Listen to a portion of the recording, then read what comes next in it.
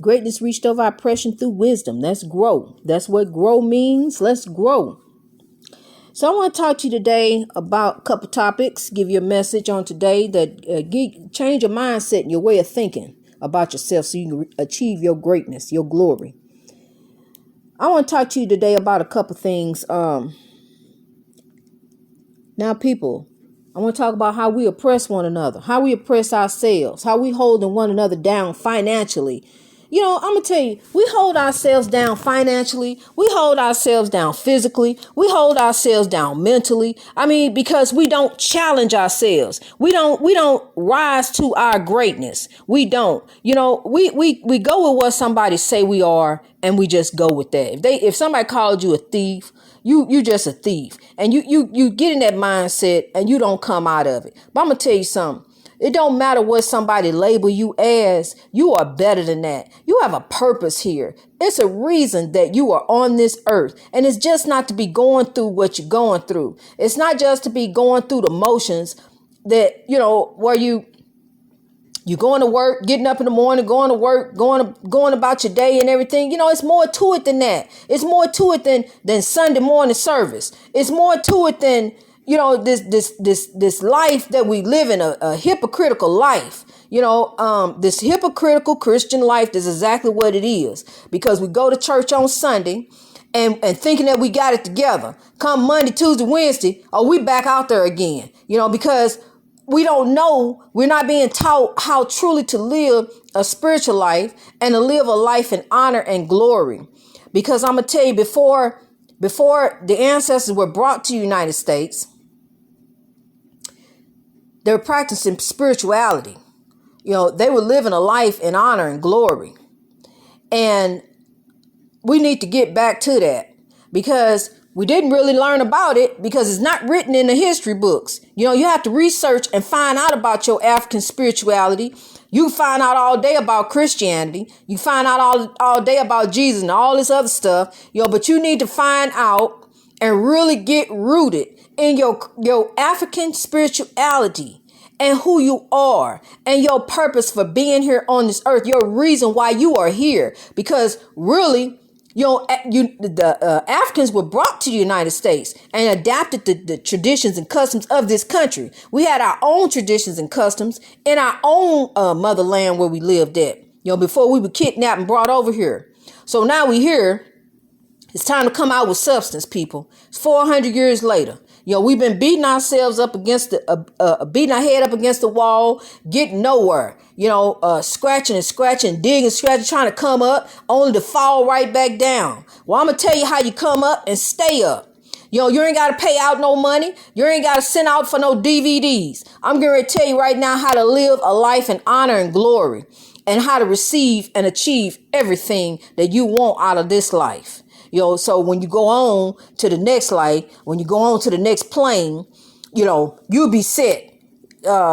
Because when you're going to be judged by your heart, you know, and if you got an evil heart, that's a tormented soul. You know, the people who practiced, who did those evil deeds back years, hundreds of years ago, to the ancestors, the lynchings and the barbecue pictures, the burnings, you know, all this stuff, you will be judged by your heart.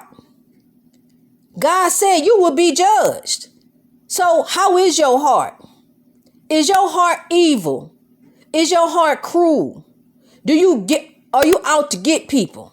Because I'm telling you something, that's a tormented soul. A person who is here just to torment others, just to make other people's life miserable. That's a tormented soul.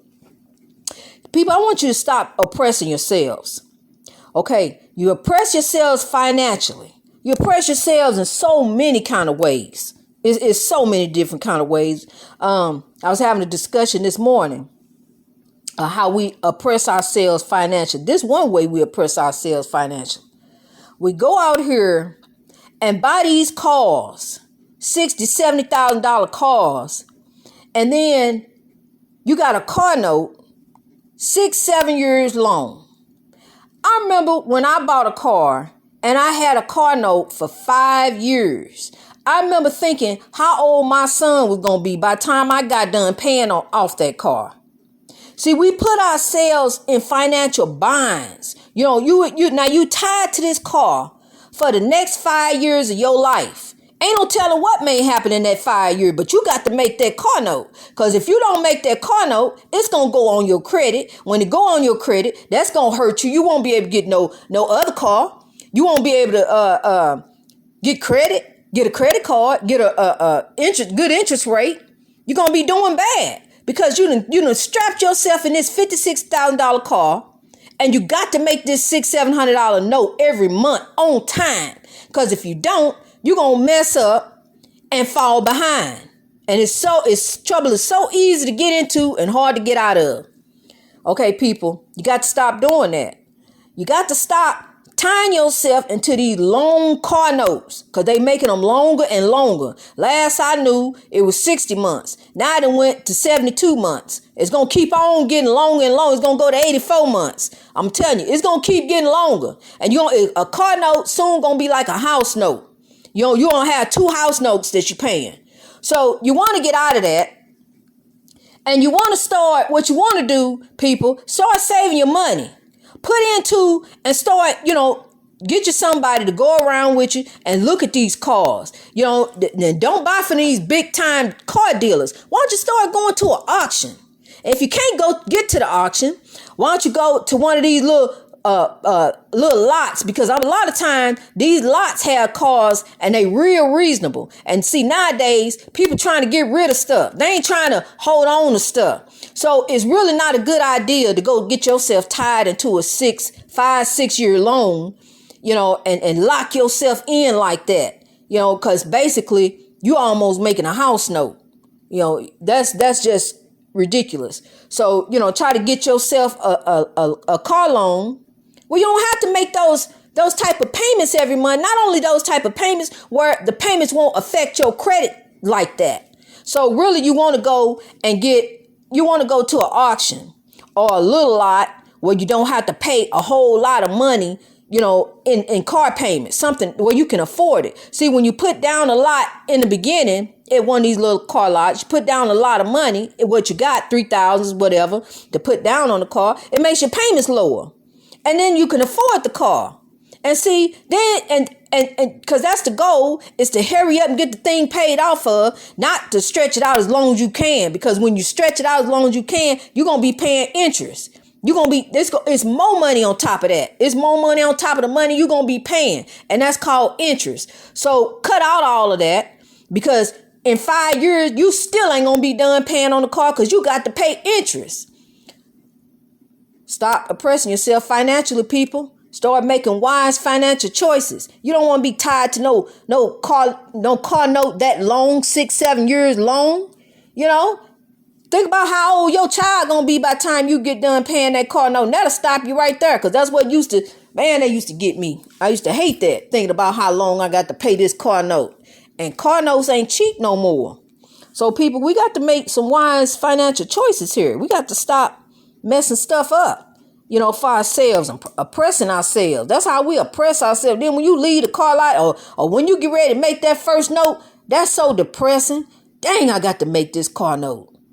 Don't do it, people. Think about what you're doing before you do it. See, because you're riding around in this great big old fancy car showing off, it ain't even yours. It belonged to the bank. You just borrowing it.